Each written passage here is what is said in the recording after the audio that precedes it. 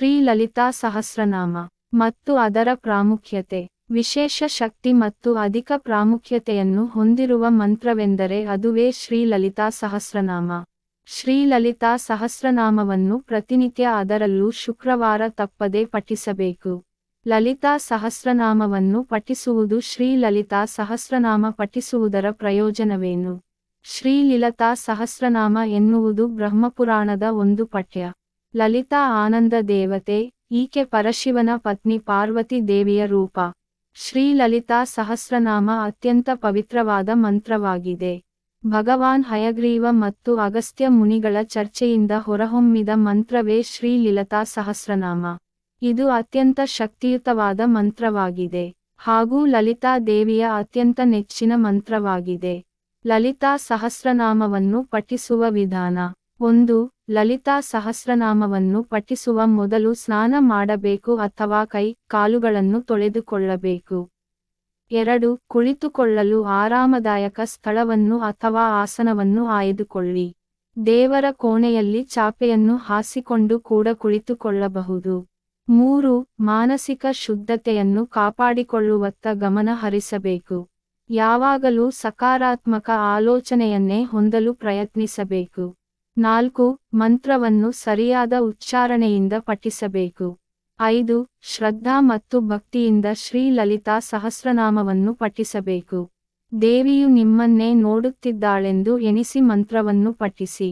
6. ನಿಧಾನವಾಗಿ ಮತ್ತು ಸ್ಪಷ್ಟವಾಗಿ ಮಂತ್ರವನ್ನು ಪಠಿಸಿ. 7.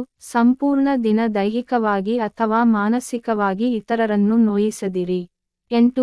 ಮಂತ್ರದ ಅರ್ಥವನ್ನು ತಿಳಿದುಕೊಂಡು ಅದನ್ನು ದಿನನಿತ್ಯದ ಜೀವನದಲ್ಲಿ ಅಳವಡಿಸಿಕೊಳ್ಳಲು ಪ್ರಯತ್ನಿಸಿ. 9. ಮಂತ್ರದ ಕೊನೆಯಲ್ಲಿ ದೇವಿಗೆ ಜಪವನ್ನು ಅರ್ಪಿಸಿ. ಲಲಿತಾ ಸಹಸ್ರನಾಮ ಪಠಿಸುವುದರ ಪ್ರಯೋಜನ. ಧಾರ್ಮಿಕ ಸ್ಥಳಗಳಿಗೆ ಭೇಟಿ ನೀಡಲು ಸಾಧ್ಯವಾಗದಿದ್ದರೆ, ಪವಿತ್ರ ನದಿಯಲ್ಲಿ ಸ್ನಾನ ಮಾಡಲು ಸಾಧ್ಯವಾಗದಿದ್ದರೆ, ಆಹಾರವನ್ನು ದಾನ ಮಾಡಲು ಆಗದಿದ್ದರೆ ಅಥವಾ ದೇವರಿಗೆ ಯಾವುದೇ ರೀತಿಯ ಅರ್ಪಣೆಗಳನ್ನು ಮಾಡಲು ಸಾಧ್ಯವಾಗದಿದ್ದರೆ ನೀವು ಲಲಿತಾ ಸಹಸ್ರನಾಮವನ್ನು ಪಠಿಸುವ ಮೂಲಕ ಈ ಎಲ್ಲಾ ಅಂಶಗಳ ಶುಭ ಫಲವನ್ನು ಪಡೆದುಕೊಳ್ಳಬಹುದು. ಶ್ರೀ ಲಲಿತಾ ಸಹಸ್ರನಾಮವನ್ನು ನಿಯಮಿತವಾಗಿ ಪಠಿಸುವುದರಿಂದ ಅಪೂರ್ಣವಾದ ಪೂಜೆಯಿಂದುಂಟಾಗುವ ಕಷ್ಟವನ್ನು ದೂರಾಗಿಸುತ್ತದೆ. ಶ್ರೀ ಲಲಿತಾ ಸಹಸ್ರನಾಮವನ್ನು ಪಠಿಸುವುದರಿಂದ ಅಕಾಲಿಕ ಮರಣದ ಭಯವನ್ನು ದೂರಾಗಿಸುತ್ತದೆ. ದೀರ್ಘ ಮತ್ತು ಉತ್ತಮ ಆರೋಗ್ಯಕರ ಜೀವನವನ್ನು ನೀಡುತ್ತದೆ. ವ್ಯಕ್ತಿಯ ಹಣೆಯನ್ನು ಹಿಡಿದು ಧಾರ್ಮಿಕವಾಗಿ ಲಲಿತಾ ಸಹಸ್ರನಾಮವನ್ನು ಜಪಿಸಿದರೆ ಜ್ವರವು ಕಡಿಮೆಯಾಗುತ್ತದೆ. ನೀವು ಎಷ್ಟು ಬಾರಿ ಲಲಿತಾ ಸಹಸ್ರನಾಮವನ್ನು ಜಪಿಸುತ್ತೀರೋ ಅಷ್ಟು ಬಾರಿ ಶುಭ ಫಲಿತಾಂಶವನ್ನು ಪಡೆಯುವಿರಿ. ಶ್ರೀ ಲಲಿತಾ ಸಹಸ್ರನಾಮ ಅರ್ಚನೆಗೆ ಬಳಸಿದ ವಿಭೂತಿಯನ್ನು ಹಣೆಗೆ ಹಚ್ಚುವುದರಿಂದ ಕೂಡ ಜ್ವರ ಮತ್ತು ತಲೆನೋವು ಕಡಿಮೆಯಾಗುತ್ತದೆ. ಗ್ರಹಗಳಿಗೆ ಸಂಬಂಧಿಸಿದ ಮತ್ತು ದುಷ್ಟ ಶಕ್ತಿಗಳಿಗೆ ಸಂಬಂಧಿಸಿದ ತೊಂದರೆಗಳಿಂದ ಹೊರಬರಲು ಒಂದು ಪಾತ್ರೆ ನೀರನ್ನು ಅಥವಾ ಒಂದು ಲೋಟ ನೀರನ್ನು ಧಾರ್ಮಿಕವಾಗಿ ತಲೆಯ ಮೇಲೆ ಸುರಿದುಕೊಂಡು ಶ್ರೀ ಲಲಿತಾ ಸಹಸ್ರನಾಮ ಜಪಿಸಬೇಕು. ವಿಷಕ್ಕೆ ಸಂಬಂಧಿಸಿದ ಯಾವುದೇ ಆರೋಗ್ಯದ ಸಮಸ್ಯೆಗಳಿಂದ ಬಳಲುತ್ತಿರುವವರು ಲಲಿತಾ ದೇವಿಯ ಚಿತ್ರವನ್ನು ಮನಸ್ಸಿಲ್ಲಿಟ್ಟುಕೊಂಡು ಸಹಸ್ರನಾಮ ಜಪಿಸಬೇಕು. ಶ್ರೀ ಲಲಿತಾ ಸಹಸ್ರನಾಮವನ್ನು ನಿಯಮಿತವಾಗಿ ಪಠಿಸುವುದರಿಂದ ಸುತ್ತಮುತ್ತಲಿನ ವಾತಾವರಣವು ಶುದ್ಧವಾಗುತ್ತದೆ. ನಮ್ಮ ದೇಹದ ಪ್ರತಿಯೊಂದು ನರಗಳು ಉತ್ತೇಜನಗೊಳ್ಳುತ್ತದೆ ಮತ್ತು ವ್ಯಕ್ತಿಯಲ್ಲಿನ ಸೂಕ್ಷ್ಮ ಶಕ್ತಿಯು ಜಾಗೃತಗೊಳ್ಳುತ್ತದೆ. ಶ್ರೀ ಲಲಿತಾ ಸಹಸ್ರನಾಮವನ್ನು ನಿಯಮಿತವಾಗಿ ಜಪಿಸುವ ವ್ಯಕ್ತಿಯನ್ನು ಲಲಿತಾ ದೇವಿಯು ಅಪಘಾತಗಳಿಂದ ಮತ್ತು ಶತ್ರುಗಳಿಂದುಂಟಾಗುವ ಸಮಸ್ಯೆಗಳನ್ನು ದೂರಾಗಿಸಿ, ಅವರನ್ನು ವಿಜಯಶಾಲಿಯಾಗುವಂತೆ ಮಾಡುತ್ತಾಳೆ. ಶುಕ್ರವಾರದಂದು ವಿಶೇಷವಾಗಿ ಶ್ರೀ ಲಲಿತಾ ಸಹಸ್ರನಾಮವನ್ನು ಪಠಿಸಬೇಕು.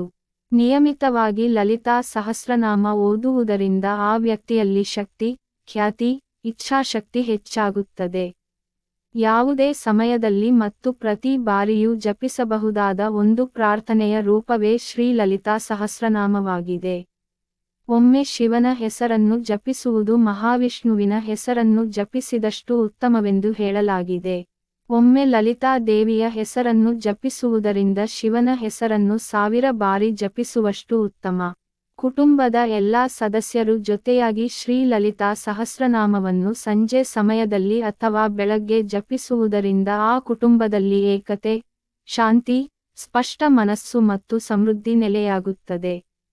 ಧಾರ್ಮಿಕವಾಗಿ ಶ್ರೀ ಲಲಿತಾ ಸಹಸ್ರನಾಮವನ್ನು ಜಪಿಸುವುದರಿಂದ ಕಾಳಿ ಮಾತೆಯ, ದುರ್ಗಾದೇವಿಯ, ದೇವತೆಗಳ, ಪರಾಶಕ್ತಿಯ ಮತ್ತು ಭಗವತಿ ದೇವಿಯ ಆಶೀರ್ವಾದವನ್ನು ಪಡೆದುಕೊಳ್ಳಬಹುದು.